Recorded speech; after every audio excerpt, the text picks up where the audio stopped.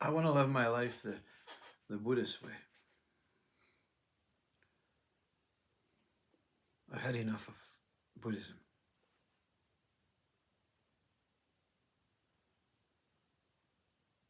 I want to live my life the atheist way. No, there must be something more than this. So what I do is I go through life assuming that it's either my way, I just ignore the whole world and keep trying and attempting, associating, joining, departing, um, coming and going through ways. Or I can live my life the external way. I go and I ask people how's the best way to live my life, And then I go through many ways. Try this, try that. And they're suggesting the same ways as my way. Some new ways, but very similar. And so I give up that external way. I give up my way, and then I give up the external way. And then there's a point when I come to the, okay, none of this is working. And this may be of worth for those that are really confused, really struggling with a mental disconnection from the way. There appears to be the way. There has to be a way.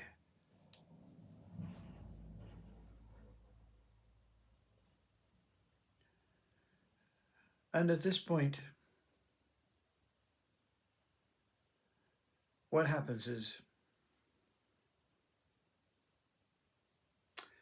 you stop trying to work it out my way. And then you stop trying to work it out or asking for help for others to work it out a better way or their way. And that's when you say, they don't know. I don't know. Who the hell knows? Even the greatest saint, Jesus. I've tried it Jesus' way. I've tried everything. I've ate fish, I've ate bread, I've distributed my money, I've went around, I've practiced preaching, I've lived that simple way, I've lived every an absolute replica of Jesus' way. I haven't been on the cross yet, but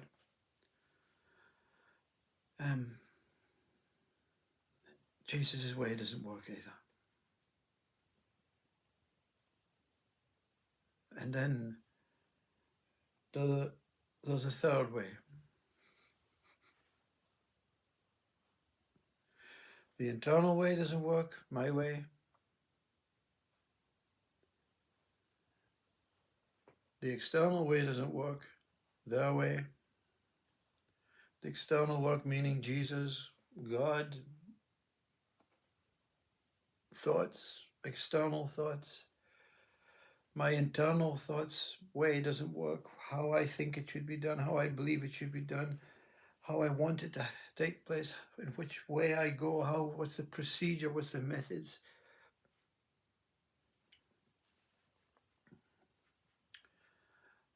And so the third way is born. And the third way is the questioning way. What? How? Where? Who?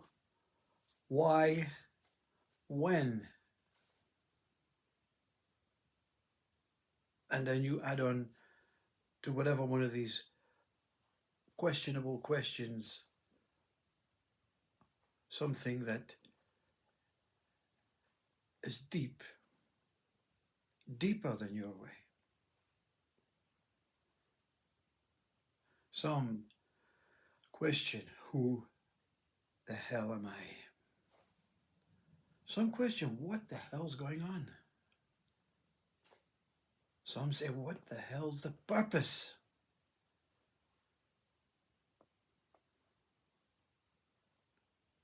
Some say, what am I?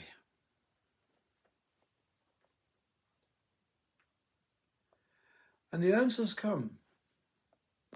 And the answers come from my way or their way. Their way is in books, in videos, in transcripts, in passed down conditioned information, in whatever religious denomination they're with, whatever country they come from, whatever their belief system is. So you project who am I outwards, someone's going to answer. Yeah, Graham. I know that.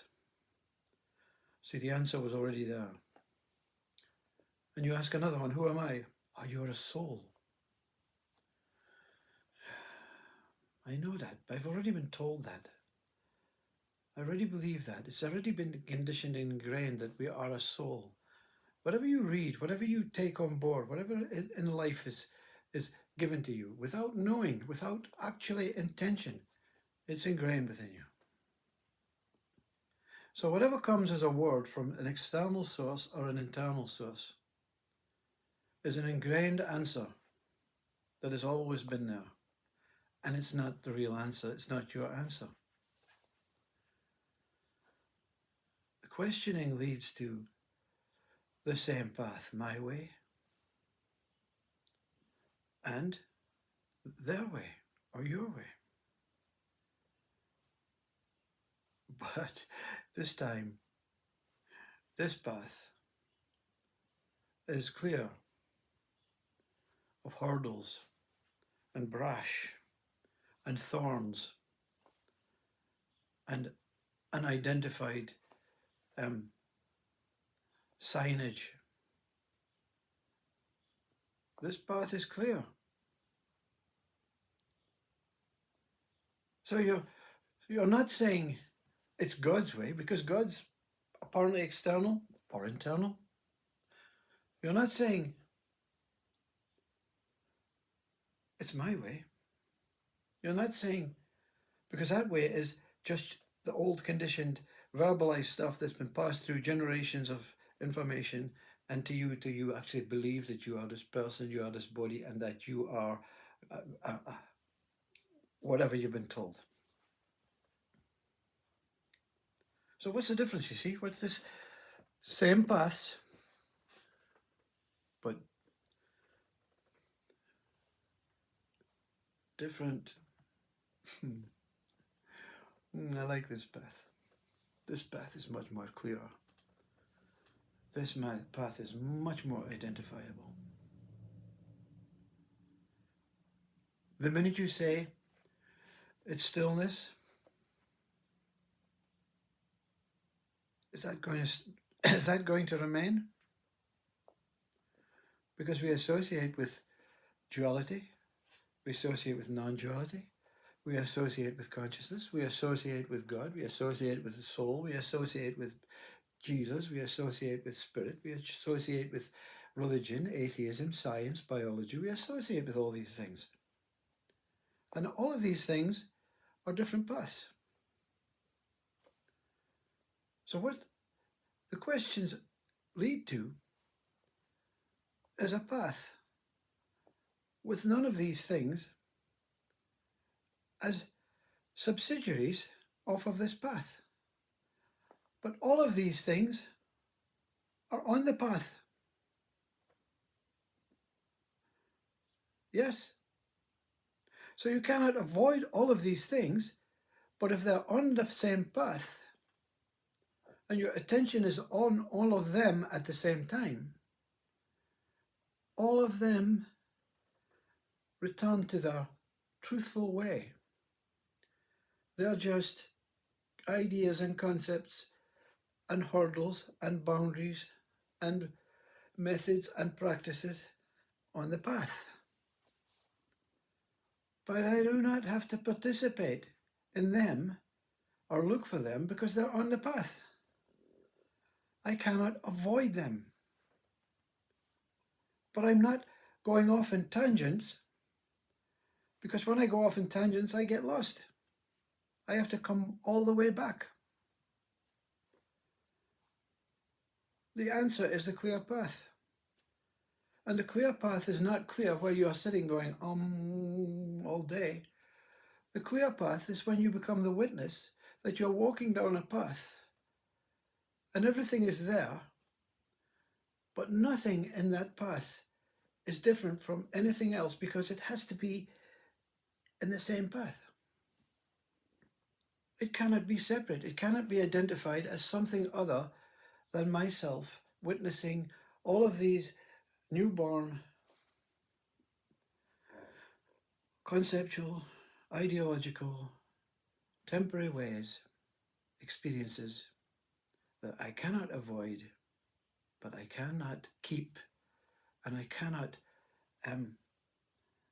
differentiate between one being any more superior than the other. And some listeners will say, wow, so you don't see religion as better than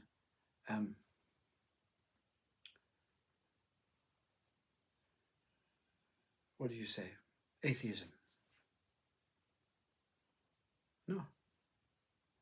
So you don't see Buddha as better than Eckhart Tolle. No. I don't see Buddha as any better than you, because you're on my path. But you have to physically acknowledge those that are on your path, or that what is on your path, whether it's a thought of religion, whether it's a thought of whatever it is your mind or your body is not experiencing, or whether it is a human being on your path. You have to accept them and say, thank you for being on my path. And I accept you for what you are. Where is the questions then? That is on my path. The mind says, if I choose to like it, I have to go down the not liking path. If I choose to like it, I have to go down the liking path. I'm okay with that, but as long as I can find my way back onto the path. That's why deep sleep is ingrained within all living things. Because if we didn't have deep sleep, we would walk off the path into the cliff and die.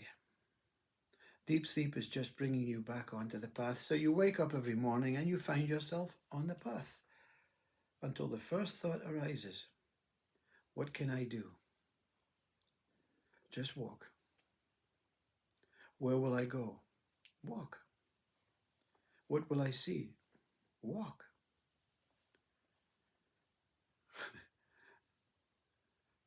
What will happen? Walk. The second part of each of these questions will happen. The walker will experience them. The walker, when it takes ownership of one of them, it either goes off on the path of one of them or keeps it in a bag. I'm not letting this one go. And therefore the walking becomes harder. Loads of bags of stuff, you know. I want to keep this one, this one, this one, this one. Yeah.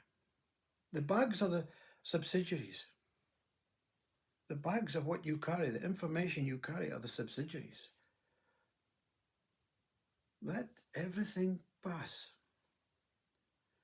When you walk on a path through the trees, you don't try and say, I want to keep that tree in my mind. I want to paint that tree in my mind. I want that tree to be more special than that tree. By hell, how are you going to carry a tree all the way home? Because the question is, when all of this is over, what's going to happen? You're going to have a clear sight of God.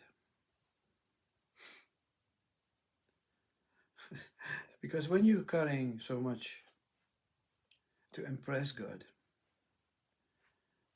you missed him because you were looking for things to collect.